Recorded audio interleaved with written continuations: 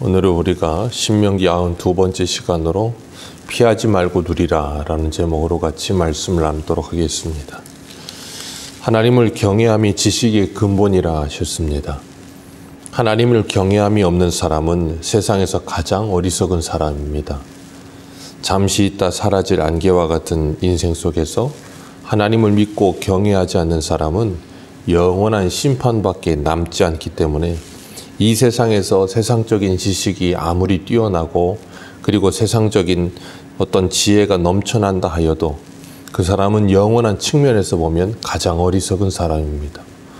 세상 사람들은 노후 준비를 한다고 자신의 어떤 이 말년을 위해서 젊어서부터 많은 것들을 준비하는데 진정한 노후 준비는 우리가 영원한 하나님의 나라를 준비하는 것이 진정한 노후 준비입니다.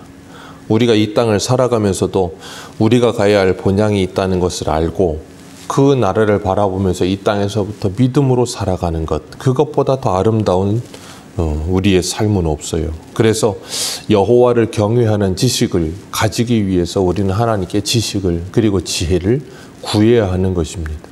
야고보서 1장 5절을 보면 너희 중에 누구든지 지혜가 부족하거든 모든 사람에게 후히 주시고 꾸짖지 아니하시는 하나님께 구하라 그리하면 주시리라 그러셨어요. 우리가 하나님을 아는 지식과 함께 하나님을 경외하는 지혜를 달라고 하나님께 기도하면 꾸짖지 않으시고 하나님은 그 지혜를 우리에게 모두에게 주실 줄 믿습니다. 그렇기 때문에 우리가 잊지 말아야 될 것, 하나님을 경외함이라고 하는 것은 하나님을 인식하며 사는 거예요. 하나님이 살아계신다, 하나님은 전능하시다, 우리가 입버릇처럼 입만 열면 말하고 있는 그 하나님의 살아계심과 전능하심을 정말로 인정하며 사는가 인정하지 않는가의 삶인 거예요. 우리의 삶 속에서 우리가 집에서도 자녀들이 생활을 할 때 부모님이 집안에 있을 때에는 자녀들이 싸움을 하거나 큰 소리로 이렇게 소리를 지른다거나 그런 일은 없습니다. 이유는 부모님이 계시기 때문에 그런 거예요. 부모님이 없다면 자녀들이 자기들의 마음대로 하고 싶은 거를 하겠죠. 그런데 부모님이 계시기 때문에 그런 것들을 하지 못하는 겁니다. 그것이 바로 우리가 이해하기 쉬운 하나님을 경외함이라고 하는 특징이에요. 하나님의 자녀로서 우리가 이 땅을 살아가면서 우리의 소견에 오른 대로 우리의 마음대로 살지 않고 우리와 함께 하시는 하나님, 그러니까 코람되어 하나님 앞에서 내가 지금 살고 있다고 하는 인식이 분명히 우리 안에 있는 것, 그것이 바로 하나님을 경외함입니다. 그런 사람들은 그 사람의 행동, 말과 행동에 있어서 분명히 절제와 조심함이 있겠죠. 그런데 하나님이 살아계시고 전능하신 하나님이 나와 함께 하신다는 인식이 없는 사람은 내 앞에 하나님이 계신다는 인식이 없기 때문에 함부로 하겠죠. 그래서 사도 바울은 모든 일을 할 때 죽게 하듯 하라 라는 표현을 하고 있어요. 그게 뭐냐면 하나님을 경외하는 마음을 가지고 살라는 거예요. 우리가 일상생활 속에서 눈에 보이지 않는 하나님을 사랑한다 하면서 눈에 보이는 형제를 사랑하지 않는 것은 거짓말이라 그러셨거든요. 그게 바로 하나님을 경외함을 가진 사람들의 삶의 태도예요. 그래서 우리가 하나님을 믿으면 그리스도인이 되고 나면 그 삶의 변화가 일어난다는 이유가 전능하시고 살아계신 하나님, 그 하나님이 나와 함께 하심을 믿기 때문에 변화가 일어나는 거예요. 우리가 운전을 할 때도 길에서 이 과속 카메라가 있으면 난폭으로 운전을 하던 사람도 그 카메라 때문에 속도를 줄이고 그리고 운전을 조심해서 합니다. 그런 것이 바로 경외함이라고 하는 것을 우리가 느낄 수 있는, 금방 느낄 수 있는 표징들이에요. 오늘 58절을 보면 하나님께서 이렇게 말씀하세요. 내 하나님 여호와라 하는 그 영화롭고 두려운 이름을 경외하지 아니하면, 하나님의 영화롭고 두려운 이름을 경외하지 아니하면 그 사람의 삶은 지옥 같을 것이다 그러는 거예요. 왜요? 자기 소견에 오른 대로 아무렇게나 살아가기 때문에 하나님과의 관계도 깨어지고 사람과의 관계도 깨어지기 때문에 그 사람의 삶은 지옥 같은 거예요. 그리고 홀로 이렇게 마치 어딘가에 고립되어 있는 것처럼 외로움과 쓸쓸함과 그리고 괴로움을 느끼는 지옥 같은 삶을 살 수밖에 없어요. 그러나 하나님과 함께하는 사람, 하나님을 경외하는 사람, 하나님이 살아계심을 늘 인지하며 하나님의 임재를 경험하는 사람은 다른 사람과의 관계 속에서 그 어디나 하늘나라를 살아가는 겁니다. 그렇기 때문에 하나님께서는 하나님의 영어롭고 두려운 이름을 경외하지 아니하는 자들에게는 하나님께서 재앙을 내리시고 그 자손에게도 재앙을 극렬하게 내리셔서 그 재앙이 크고 오래고 질병이 중하고 오래일 것이라 그렇게 말씀하세요. 우리가 이런 말씀들을 보면서 기억할 것은 이 코로나 팬데믹이라고 하는 시간을 우리가 3년을 통과했습니다. 참 길고도 긴 시간을 통과했어요. 극렬하고 정말 오랜 질병이었죠. 전 세계적으로 난리였습니다. 이 전 세계적으로 찾아왔던 이 오랜 질병의 코로나를 통과하면서 우리의 신앙에는 어떤 변화가 있었는가 하는 거예요.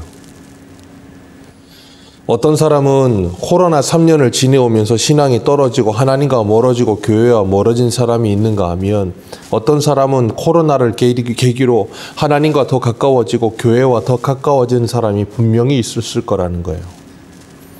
어떤 사람에게는 코로나 3년이 지긋지긋한 시간이었을 것이고 그래서 피하고 싶은 시간이었을 것이고 어떤 사람에게는 코로나 3년이 하나님과의 관계를 회복하고 그리고 출근하지 않고 재택근무하는 사람들이 많았기 때문에 가정이 회복되는 시간이었을 거예요. 우리에게 주어지는 하루, 24시간, 한 주, 한 달, 1년이라고 하는 시간을 내가 어떻게 활용하고 보내며 살고 있는가 하는 거예요. 그 시간을 피하며 살고 있는가, 그 시간을 누리며 살고 있는가. 어떤 사람은 코로나 3년이 피하고 싶은 시간이었을 것이고 어떤 사람은 그 3년이 누림이 있었던 시간이었을 거라는 거예요. 세상 사람들도 코로나를 보면서 그 코로나가 중국의 우한 지역에서 발생했다, 박쥐에게서 시작됐다, 별소리를 다 했어요. 그것이 어떻게 누구에 의해서 그것이 시작되었든 그건 중요하지 않아요. 그건 세상의 사람들이 바라보는 시선이고 우리는 그것을 보면서 그 코로나라고 하는 질병이 3년 동안이나 눈에 보이지 않는 그 바이러스가 전 세계를 뒤덮었을 때 우리는 그걸 보면서 정말 이런 말씀을 기억하며 하나님을 경외하는 마음을 가졌는가 아니면 하나님을 경외하는 마음을 갖지 못했는가 하는 걸 보라는 거예요. 정말 하나님의 진노하심을 깨닫는 시간이 되었던 사람은 회개하고 돌이켜 하나님과 가까워졌을 것이고 그렇지 않은 사람은 하나님과 더 멀어졌을 겁니다.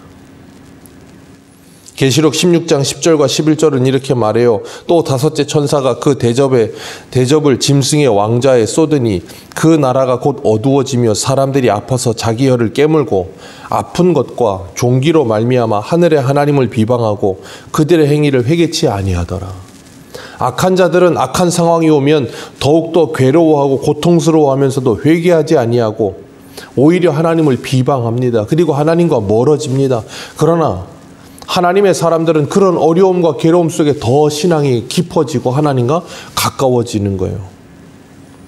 마치 애굽에 하나님께서 이스라엘 백성들을 출애굽시키실 때 10가지 재앙을 내리셨습니다. 그 10가지 재앙이 내릴 때 애굽 전역에 그런 재앙들이 내릴 때 얼마나 고통스럽고 괴로웠겠어요. 그런데 바로는 그 10가지 재앙 속에서 절대 회개하지 않습니다. 그 마음이 강팍하여 라는 표현을 써요. 절대 돌이키지 않아요. 로마서 2장에는 뭐라 그래요? 그런 마음의 표현을 그 마음의 고집스러움이라는 표현을 씁니다. 그래서 오늘 본문 60절과 61절을 보면 여호와께서 내가 두려워하던 애굽의 모든 질병을 내게로 가져다가 내 몸에 들러붙게 하실 것이라 그렇게 말씀하세요. 애굽의 모든 질병, 하나님께서 애굽에 10가지 재앙을 내리실 때 네 번째 파리 재앙부터는 하나님께서 고센 땅과 이 애굽의 전역을 구별하셨어요. 그래서 이스라엘 백성들이 있는 고센 땅에는 재앙이 내리지 않게 하시고 애굽 전역에 재앙이 내리게 하셨습니다. 그렇게 하나님께서 하나님의 택한 백성들의 땅에는 재앙이 내리지 않는 그런 구별함을 주셨는데도 불구하고 그들은 그 하나님을 믿지 않고 회개치 않고 돌이키지 않죠. 그리고 하나님께서는 그런 그들, 하나님의 이름을 경외하지 않는 그들, 하나님의 살아계심을 인정하며 하나님의 임재하심을 인정하지 않는 그들을 향해서는 율법책에 기록하지 아니한 모든 질병과 모든 재앙을 멸망하기까지 그들에게 쏟아 부으실 것이라 그렇게 말씀하시는 거예요. 그렇게 쏟아 부으시는데도 그들은 회개치 아니하더라. 하나님께서 인재앙, 나팔재앙, 대접재앙을 쏟아 부으시는데도 회개치 아니하는 거예요. 그런 모든 재앙과 질병과 그 모든 것들이 부어지는 이유는 무엇이라고요? 하나님의 영광스럽고 두려운 그 이름을 경외하지 아니함이라. 하나님의 임재하심을, 하나님의 살아계심을 인정하지 아니함이라. 하나님의 살아계심을 인정하지 않는 것은 어디서 나타난다고요? 사람과 사람과의 관계 속에서. 아이들도 그렇다고 말씀을 드렸어요. 부모가 눈앞에 있으면 서로 싸우지 못합니다. 절제합니다. 그게 바로 성령의 열매죠. 하나님의 살아계심을 인정하면 그럴 수 없다는 거예요. 62절을 보면 하늘의 별같이 많을지라. 하나님께서 아브라함에게 말씀하셨죠. 네 후손이 하늘의 별과 같이 많아질 것이라. 그렇게 많을지라도 하나님의 말씀을 청중하지 아니함으로 남은 자가 얼마 되지 못할 것이라. 하나님의 말씀을 청중하지 않는 것이 얼마나 무서운 것인지를 가르치시는 거예요. 이사야 55장은 말씀하시죠. 하나님의 말씀을 청중하라. 그리하면 너희의 영혼이 살고 좋은 것을 먹을 것이라. 다윗에게 언약한 확실한 은혜를 주실 것이라.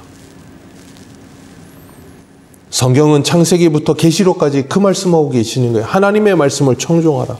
에덴 동산에서도 동산 모든 실과를 다 먹되 동산 중앙에 있는 선악과를 먹지 말라. 그 말씀을 청중하라는 거예요. 계시록도 이 예언의 말씀을 읽는 자와 듣는 자와 그 가운데 지켜 행하는 자는 복이 있느니라. 창세기부터 계시록까지 하나님은 그 말씀을 하세요. 예수님도 오셔서 하신 말씀이 뭐예요? 모든 것을 비유로 말씀하시면서 귀 있는 자는 들으라. 그러나 그 하나님을 경외하지 아니하는 자들은 하나님께서 적과 꿀이 흐르는 땅을 주셨음에도 불구하고 그 땅에서 뽑혀서 쫓겨나게 될 것이고 그 조상들도 알지 못하는 목석 우상을 섬기게 될 것이다. 그렇게 말씀하셨어요. 하나님께서는 이스라엘 백성들에게 약속의 땅을 주셨고 그 땅에 들어가서 샬롬을 경험하며 살기를 원하셨어요. 하나님과 함께 그 하나님이 주시는 평안과 평화를 누리며 하나님과의 관계 속에서 그 샬롬을 누리기를 원하셨는데 그들은 하나님이 그 샬롬을 누리라고 주신 땅에서 샬롬을 누리지 못했어요. 안식일도 안식년도 희년도 지킨 적이 없고 하나님의 백성 다음에 그 샬롬의 삶을 살아보지도 못하고 그런 삶을 아예 살지 못하니까 하나님이 기회를 주셨는데도 살지 못하니까 하나님이 그 땅에서 뭐 하세요? 아예 쫓아내시는 거예요. 그래서 영적으로 그들이 아예 샬롬이 없는 상태 속으로 밀어넣으신 거예요. 그렇게 해서 그들로 하여금 그들의 영적인 상태가 얼마나 비참한 상태였는지를 깨닫게 하시는 거예요. 그래서 65절 같이 읽습니다. 65절입니다. 시작. 그 여러 민족 중에서 내가 평안함을 얻지 못하며 내 발바닥에 쉴 곳도 얻지 못하고 여호와께서 마음을 떨게 하고 눈을 쇠하게 하고 정신을 산란하게 하시리니 아멘. 이게 뭐예요? 샬롬을 빼앗긴 상태. 하나님이 주신 약속의 땅에서도 그걸 누리질 못하는 거예요. 참 안타까운 것이죠. 하나님이 누리라고 주셨는데 누리질 못하고 하나님 없이 살아가고 하나님을 경외하지 않으니까 하나님께서 그 샬롬의 상태를 아예 그냥 그들에게서 제거해 버리시는 거예요. 그리고 그 샬롬이 얼마나 복된 것인지를 가르치시는 거죠. 예수님도 요한복음 16장 33절에 이것을 너희에게 이르는 것은 너희로 내 안에서 평안을 누리게 하려 함이라. 세상에서는 너희가 환난을 당하나 담대하라. 내가 세상을 이기었느니라. 그래서 우리는 이 세상을 살아가면서 평안할 수 있는 거예요. 그렇기 때문에 우리가 이 땅을 살아가면서 하나님께서 우리에게 주신 그 샬롬이 무엇인지를 깨닫고 누리질 못하면 우리는 이런 두려움 속에 살아요. 그래서 66절에는 내 생명이 위험에 처하고 주야로 두려워하며 내 생명을 확신할 수 없을 것이라. 그렇게 두렵고 괴로우니까 67절 같이 읽습니다. 시작. 내 마음의 두려움과 눈이 보는 것으로 말미암아 아침에는 이르기를 아하 저녁이 되었으면 좋겠다 할 것이요 저녁에는 이르기를 아하 아침이 되었으면 좋겠다 하리라. 현실 부정이죠. 자신에게 찾아오는 현실을 피하고 싶은 거예요. 왜? 괴롭고 힘든 거예요. 우리도 그럴 때 있잖아요. 여름 되면 너무 더우니까 뭐라 그래요? 아우 빨리 겨울이 왔으면 좋겠다. 막상 추운 겨울이 와서 너무 추우면 아우 따뜻한 여름이 왔으면 좋겠다.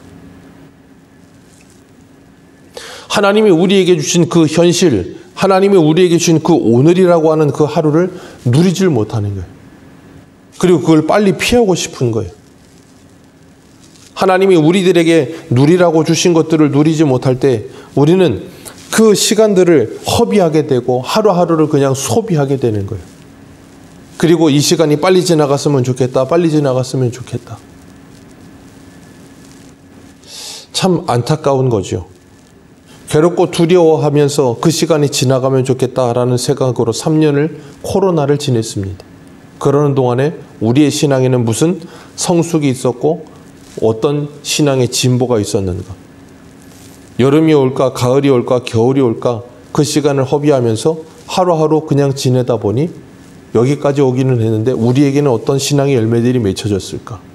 하나님이 우리에게 주신 하루라고 하는 시간을 한 주라고 하는 시간, 1년이라고 하는 시간을 하나님과 동행하며 우리는 그 시간을 얼마나 누리며 살았을까.